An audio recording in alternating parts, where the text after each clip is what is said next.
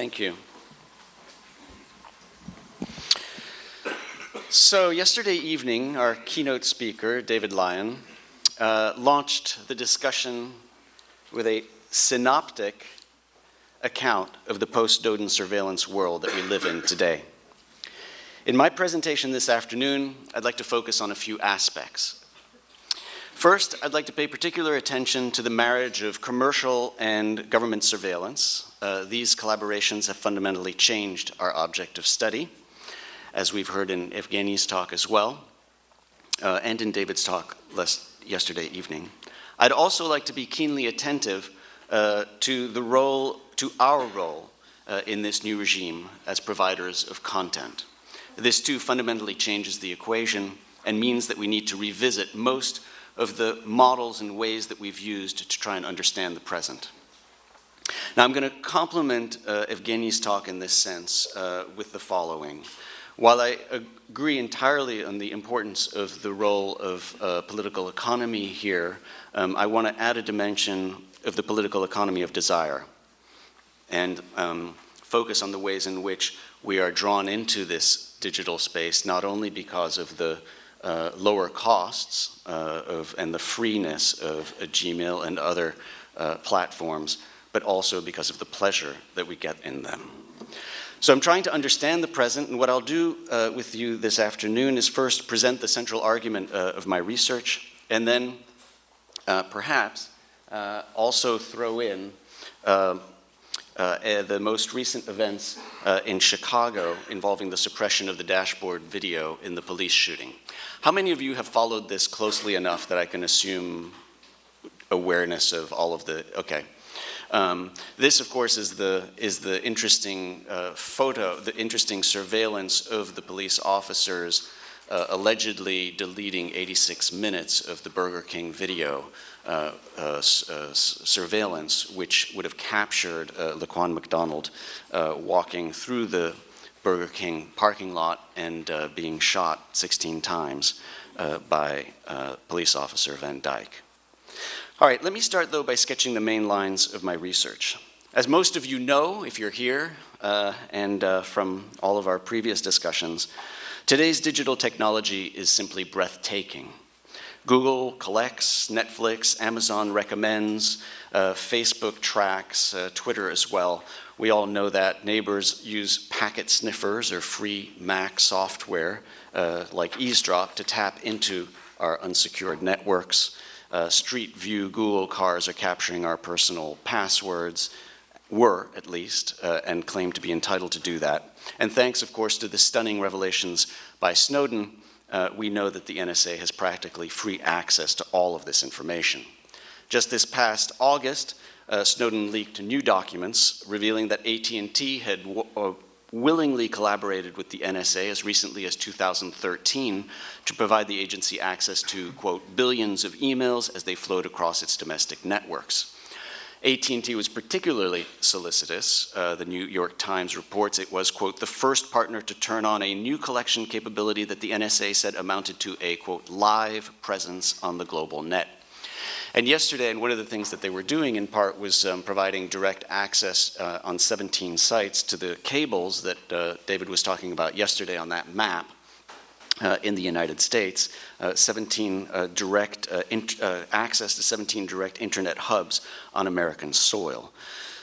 Forwarding about $400 billion internet metadata records in a month, more than 1 million emails a day to key selection systems. Now, we're constantly told, especially after the attack in Paris, that this is not enough, that our government needs more surveillance. And of course, these horrific acts often trigger new surveillance programs and powers, as we've just seen in France, even before the authorities have investigated the responsibility of ordinary intelligence failures, even before they have analyzed all of the existing digital traces to see how they could have been better used, and without, of course, engaging the complex issues surrounding our new global violence.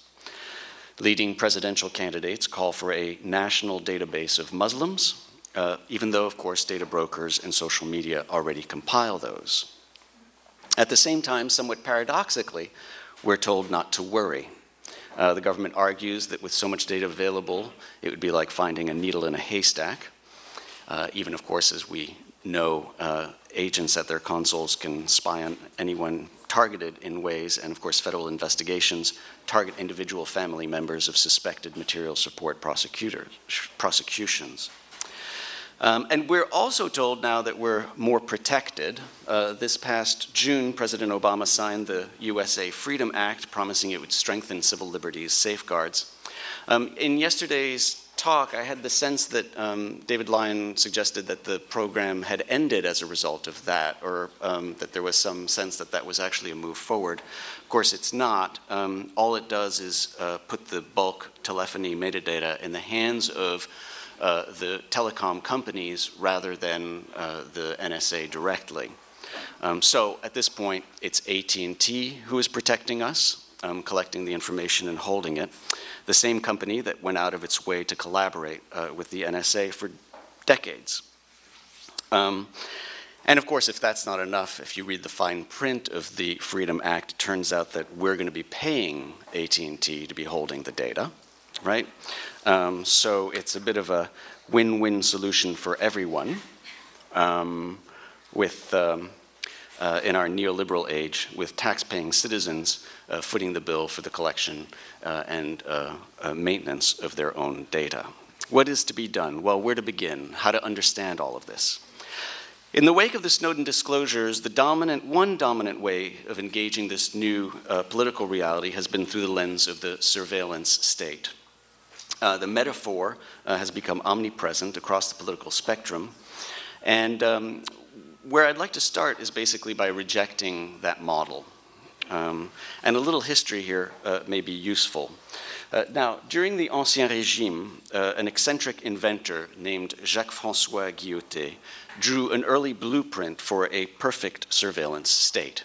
He divided the city of Paris into 24 neighborhoods, subdivided each into 20 housing districts, minutely alpha-numerized and labeled each building, floor, stairwell, and door, in order to most efficiently collect and organize the constant flow of information coming from police agents, spies, and informants. And they would place each district under the supervision of a police watchman at his console.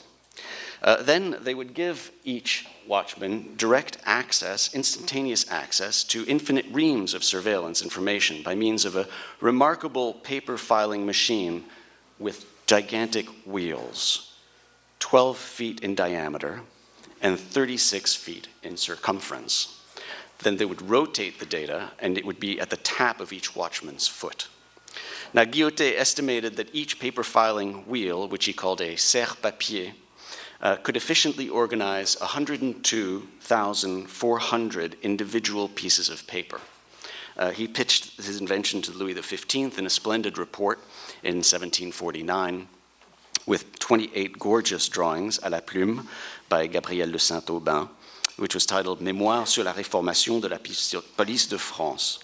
Now, this was a faultless system of perfect, omniscient state surveillance, a dream of infinite knowledge, of total awareness, of instantaneous access, of perfect data control, a policeman's fantasy.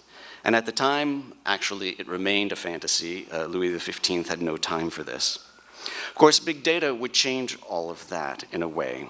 Digital technology would make an 18th century dream come true, with data mining programs like X-Keyscore that can instantaneously give an analyst at his console nearly everything a typical user does on the internet. Now, the little watchmen at their consoles do indeed look awfully alike.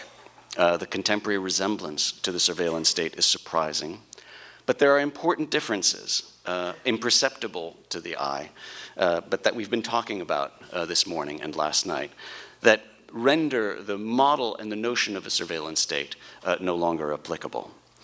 Because you see, the little watchman on the right, as it turns out, is probably working at a private consulting company, not the police, querying data that's been provided willingly by enthusiastic users of social media, not the jottings of a gumshoe, with software that was manufactured by a multinational corporation, not by the royal carpenter, in a location operated by a private telecommunications company, perhaps AT&T, and not the Préfecture de Police.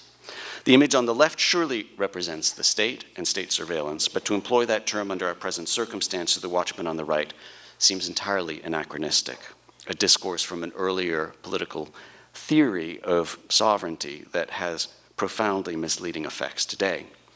So as you know, when NSA installs through the upstream program network hardware developed by a Boeing subsidiary, Naris, in a room at the AT&T Folsom Street facility in San Francisco to splice and make perfect duplicates of cable streams of digital communications flowing from the private servers of Facebook, Google, YouTube, Twitter, MySpace, AOL, Hotmail, etc., all of these providing the data under the PRISM program as well, and have private consultants at private firms like Booz Allen monitor the communications using Silicon Valley off-the-shelf software, such as the semantic traffic analyzer, and then augmenting the database with the cooperative agreements under the Lustre program with France, Germany, the UK, Five Eyes, etc. We're no longer simply talking about the state.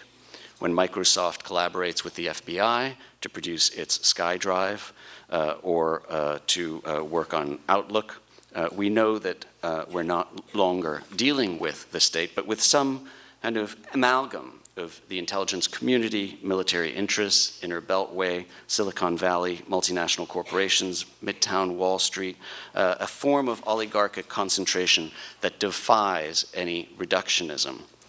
Dwight Eisenhower cautioned us about the military-industrial complex several decades ago. James Bamford had warned us of the surveillance industrial empire last decade, but the participants in this new oligarchy are now far too diverse to conjugate in a single neologism. And the history, of course, of cooperation and partnership goes far back to the Black Chamber in 1919, Operation Shamrock, warrantless eavesdropping post 9/11, and continues today. All that we can say is that they are, in some sense, oligos and appear to rule together, as evidenced by the upward trends in cooperation. So the notion of state surveillance doesn't seem to work. In a similar vein, the term panoptic no longer is apt today, or at least only partly so.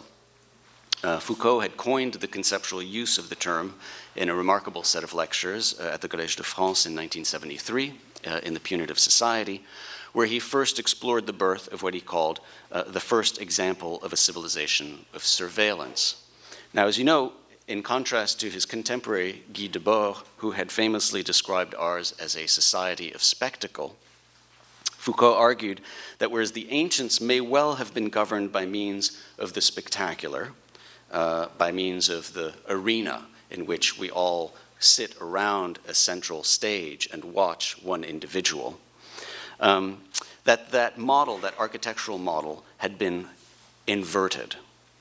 That is precisely what Foucault writes has happened in the modern era, the reversal of the spectacle into surveillance.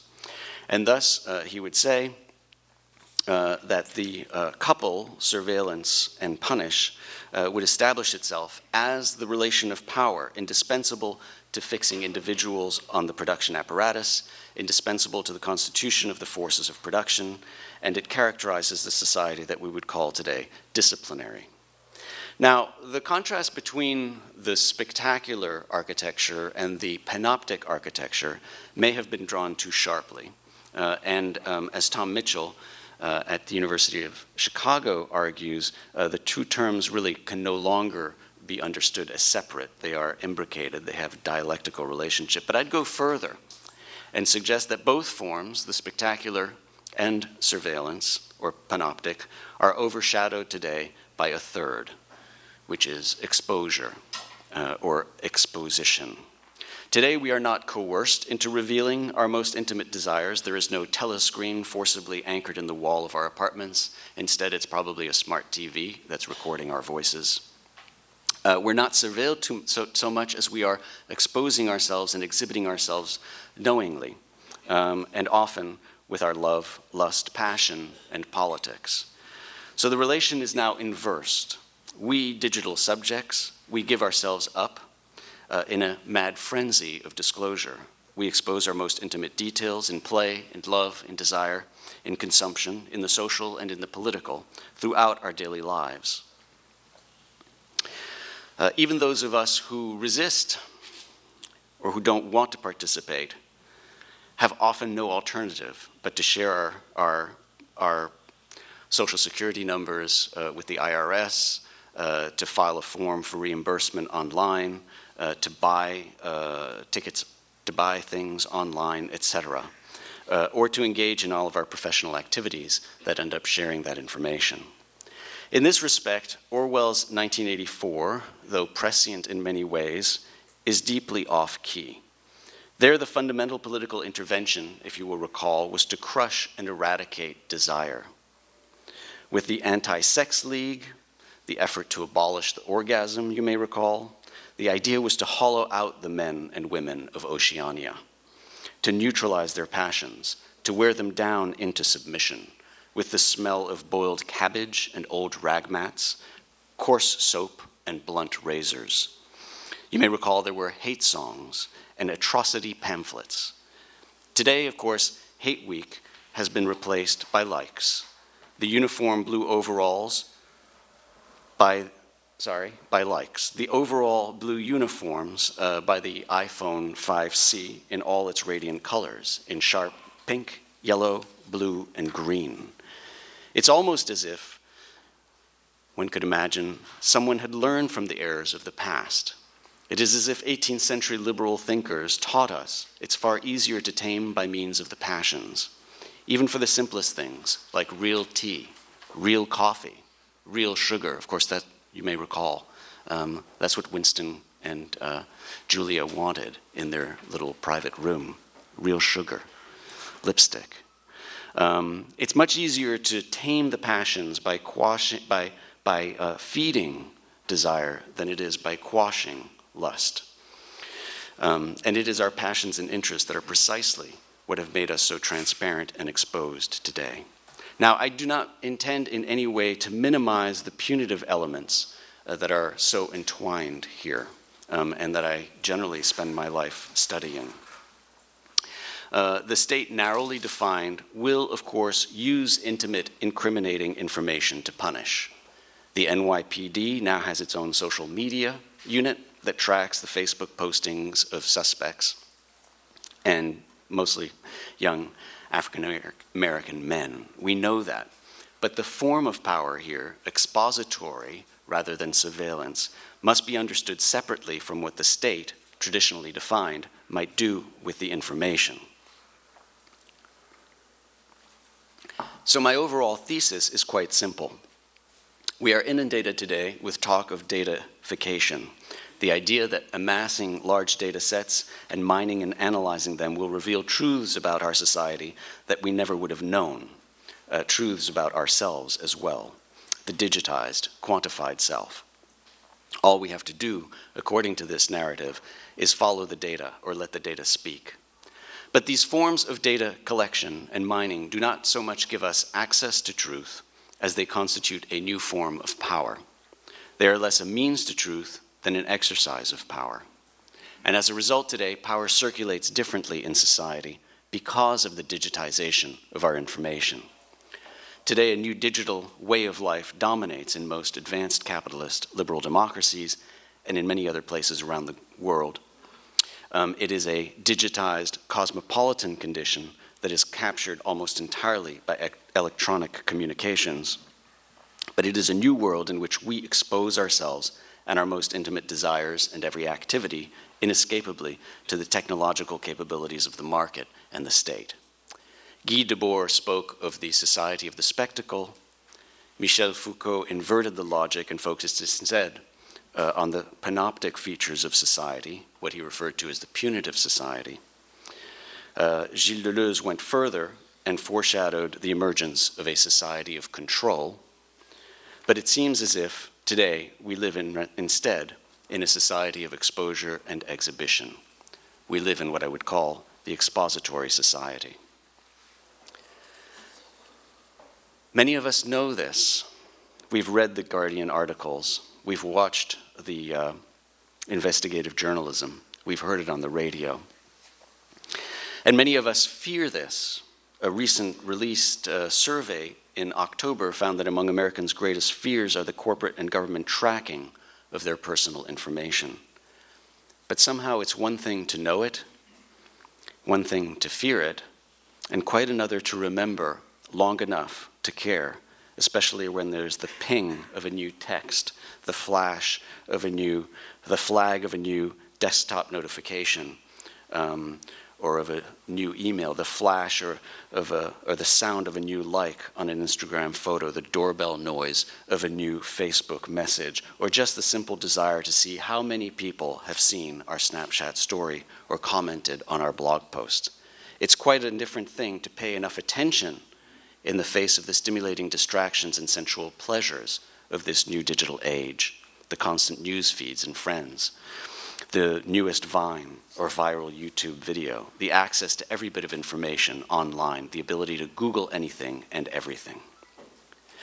We do this, of course, at our own peril, because in the process, through our desires, we've opened ourselves up in unprecedented ways. Now, so if I was going to replace the notion of the surveillance state, if I was going to replace the spectacle or the arena, if I was going to replace the panopticon today, where I would look to try and understand this architecture, this architectural structure of today's digital age is the mirrored glass pavilion. And I have in mind a particular sculpture that was placed on top of the Met in the summer of 2014 by Dan Graham. It's Graham's hedge two-way mirror walkabout, which was the Roof Garden Commission. This was a part pleasure palace, part crystal palace, part high-tech construction, partly aesthetic, partly efficient. This glass and steel constructs allows us to see ourselves and others through mirrored, reflecting, and somewhat translucent surfaces. They are the spaces in which we play and explore, we take selfies, we photograph others. They reflect and incorporate our surroundings, near and far, including distant buildings in the skyline. At times, they resemble a funhouse. At other moments, they make us anxious. They intrigue and amuse us. They hide pockets of obscurity. The mirrored glass structure here is precisely this space of seeing, mirroring, transparency, and opacity. It reflects the surrounding buildings. You can kind of see people on the other side. The man with a hat is walking on the other side. These are reflections of the buildings in the background. And of course, what you see throughout is everybody taking selfies and kind of providing this kind of concave, convex mirroring situation, and then, of course, sending it around the globe. Dan Graham's glass pavilion somehow epitomizes the virtual transparency and exhibition of our digital lives with, of course, its pockets of obscurity. And so what I'd like to suggest is that it captures kind of 6 elements of this digital space that we find ourselves in. Let me run through them very quickly. The first is virtual transparency. So it's not actual transparency. It's not literal transparency, right? This digital space, people can play with it. People can try and alter their identities. People can change what goes out. They can kind of create different forms of reflections. If you think about Philip Johnson's glass house from 1949, right, that is a literal transparency that is not captured by today's digital space. It's too literal in a certain way. You can see right through it. Although it does have a very interesting feature that I'll come back to in a moment. Instead, what we're dealing with more are these kind of mirrored glass structures. This is Sarah Brayman's, the artist Sarah Brayman's public sculpture on 64th Street in New York City, in front of Lincoln Center. It's called Another Time Machine, 2014. It's a multicolored glass cube that stands 8 feet tall. Now, despite the fact that it's an enclosed cube and you can't enter the space, the quality of the glass makes it feel as if you're inside the structure and you're looking out. And it kind of captures all of the taxi cabs, the skyscrapers, Lincoln Center, the passing tourists, the opera singers, the selfies. Everyone's taking selfies here. And, of course, everyone's photographing others. In short, you become, and the whole world becomes part of this cube. It mirrors and reflects and allows us to see through, creating in the process a virtual reality. The second important element is the seduction. This is one of the most powerful ways to achieve total awareness today is through our lust. Now, I usually will turn on Johnny Ivy so you can hear his sumptuous, gorgeous Commonwealth accent talking about the iWatch. I am somewhat monastic myself, but as I listen to him and watch him talk about these revolving digital crowns and fluidly zooming apps and nimble, precise adjustments, I myself feel taken in. If I were actually to rewrite, the architectural metaphor today, I think maybe it's not. Maybe it's the iWatch, really. That is the architectural metaphor somehow. But I would, of course, link the iWatch to the ankle bracelet, right? Some people voluntarily strap this beautiful device on their wrists. Other people are forced to wear ankle bracelets, but if the effect is essentially the same. Third, phenomenal opacity. And of course, so, but it's not opaque, right? I mean, there are all these spaces of hidden information. In fact, most of the commercial actors will tell you that it needs to remain hidden, because if people know that they're being tracked, they are much less likely to actually reveal themselves. It's here that I would want to, but I don't have the time because I want to try and wrap up as quickly as possible. It's here that I would go into what happened in Chicago with the suppressed dash cam video, right? All of the information had been captured, all of it had been recorded, right? And effectively what Rahm Emanuel's what he himself did was to suppress those digits and all of those digital traces as long as he could, right? Creating the kind of opacity that we see in this digital space. The fourth, very quickly, is a notion of authenticity. And so what we're trying to achieve with this virtual transparency is an even deeper penetration into the authentic self. And here I would want to talk about all the Fitbits, or whatever they're called, Fitbits, and the Apple Watch itself, the sports edition, and all of the way in which we are digitizing and quantifying the self. The fifth element is the narrative, right? And that's where the notion of the expository is so important. With Storify and other platforms, what we're trying to do is create narratives about ourselves. And then the final, sixth element of this would be digital avowals, because what we're doing with all of these pieces and all of these self-presentations is engaging in forms of kind of productions of self and avowals of self that fuel and make this work. There are, of course, many models of resistance that are taking place throughout the world, and we've mentioned some of those today, and David mentioned some of them yesterday night. Self-help, education, encryption.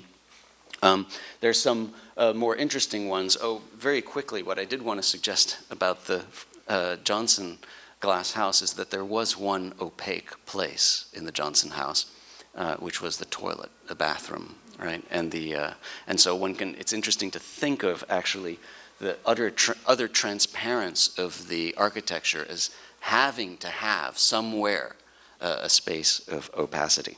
But back to the different forms of resistance, I think we see much of it, in fact, here in the Goethe house this weekend. All of the different forms of artistic representation that seek to kind of ambiguate, question, and make us rethink the transparency of the digital age. Jennifer Lynn Marone, Inc. here is a fascinating case of that, a young artist who has incorporated herself in the state of Delaware and become Jennifer Lynn Marone, Inc. as a way to kind of have better control over her own data, right? Because corporations can then kind of mine their data and sell their data in ways that we, the poor blokes that we are, can't do it. Of course, there are lots of other ways of intervening, Snowden, Manning, etc., which we'll continue to talk about today. In the end, then, I argue that, of course, it falls on each and every one of us to do everything we can to resist the excesses of our expository society. One thing is for sure, of course, asking AT&T to hold our data is not exactly the right solution. But I say it's time that we get much more focused on this. But what I would say in conclusion is that it's precisely the element of desire, I think, that makes this so difficult. Deleuze and Guattari reminded us in Anti-Oedipus in 1972, they said, revolutionaries often forget or do not like to recognize that one wants and makes revolution out of desire, not duty.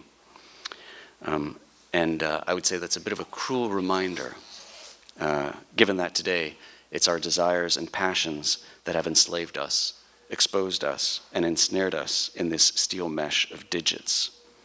It's a painful paradox and a daunting prospect.